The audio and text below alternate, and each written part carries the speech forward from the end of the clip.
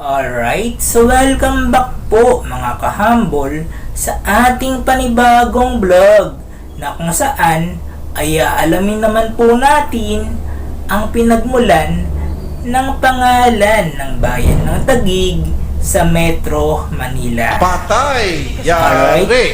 Alright, so isang malaking shoutout po sa lahat ng ating mga kahambol dyan.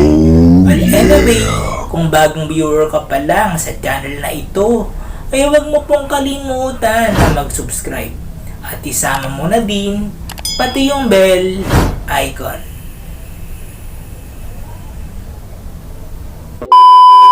Alright, so based on my own analysis po mga kahambol, di umano nagmula daw po ang pangalan ng lungsod sa salitang Taga-Giig na ang ibig sabihin ay rice treasure. Hindi, wow.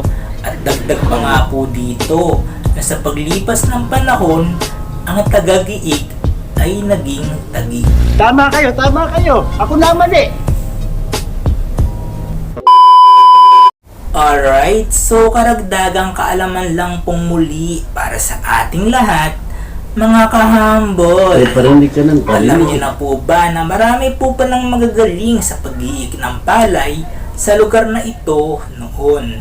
Kaya naman tinawag ang lugar na ito na Taga-Giig at sa di katagalan ay naging Taguig. Alright. Dalawang beses na So yan! sana po ay may natutunan po tayo sa topic na ito mga kahambol. At kung nagustuhan nyo po ang video ito, ay paklik na lang po ako ng like button sa ibaba. And please comment down below your reaction and opinion in this topic. And please don't forget to subscribe. Thank you.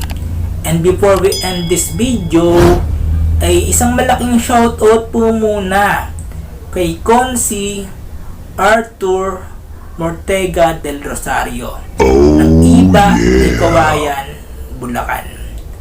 Alright.